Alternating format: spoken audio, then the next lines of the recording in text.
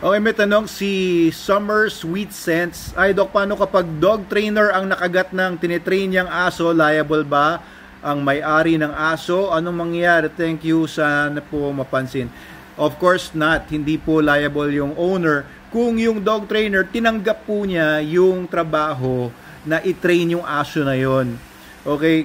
And kung dog trainer ka, unang-una mong gagawin, i-assess mo muna yung aso.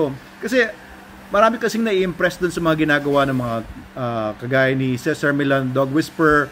Hawakan kagad yung aso, ay i-grip kagad yung aso sa leg or whatever. Hindi po ako pabor doon. First of all, kailangan muna kausapin yung owner, ano yung problema. You take time there. Wag muna yung banat ng banat. Tapos, obserba mo muna yung aso na hawak ng owner. Wag kagad yung ikaw yung kukuha ng aso. And take time na i-observe muna kung ano yung ugali ng aso. Wag munang kunin yung leash. Wag mo munang i-train kagad yung aso or i-modify kagad yung behavior niya. Take your time to observe, no? Maaring ano yan, few minutes or several minutes, masyadong maikli yun. Maganda nga na nasa yung aso ng 1 day, 2 days, 3 days, makita mo talaga yung iba-ibang reaction niya sa iba-ibang stimulus. Kasi may mga ugali siya na lalabas kapag ka inayaan nyo na ipakita muna niya yung natural behaviors niya. Lalo na kung ngayon ka palang nakita nung aso, dog trainer ka, di ba? Ngayon ka palang nakita nung aso, tapos hawakan mo kagad, hindi yan, stressful yun sa kanya, hindi ka kaano-ano eh. Tapos hawakan mo kagad yung aso. It's not like that. Tapos i-evaluate mo kagad. May mga ibang dog trainers na eto, may isang abnormal na dog trainer. Abnormal po talaga siya. Na yung aso na kung i-evaluate ay, well, supposedly, naman talaga yung aso, no? Trained protection dog.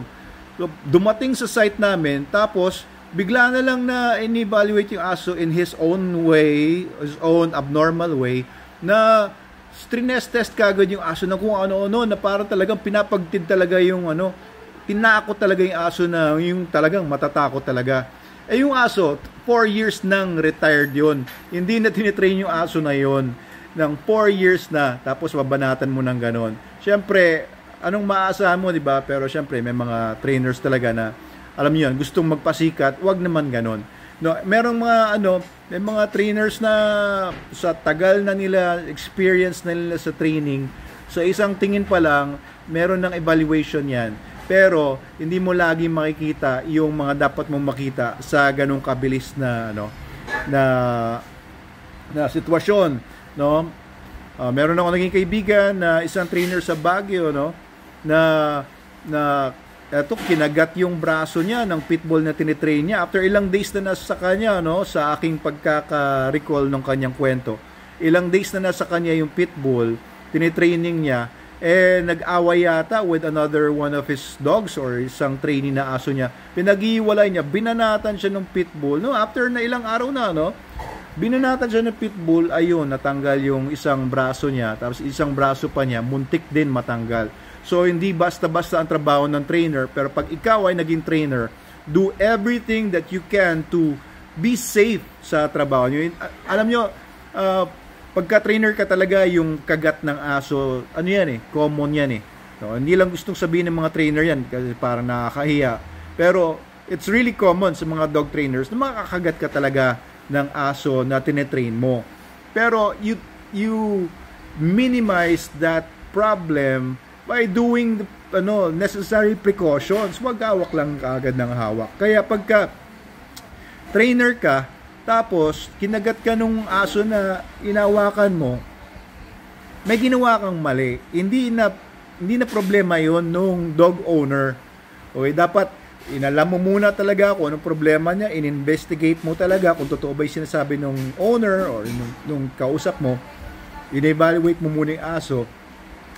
And then, may mga safety precaution po yan, no? Yung paghahawak ng aso na hindi sa'yo, hindi po basta-basta. Ang hirap po talaga ng trabaho ng mga trainers. Kaya sa mga trainers po sa atin, saludo po tayo dyan. Hindi basta-basta, talagang love talaga sa mga aso yan.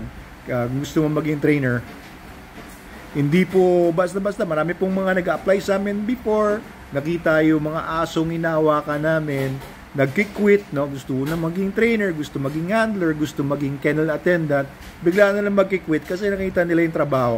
Hindi po simple yung trabaho ng mga trainers. And kung trainer ka, yun talaga. Kung karpintero ka, napukpok mo yung kamay mo, hindi mo sisingilin yung may-ari ng bahay na pinapagawa sa'yo dahil napukpok mo yung kamay mo. Dapat skill set mo yun.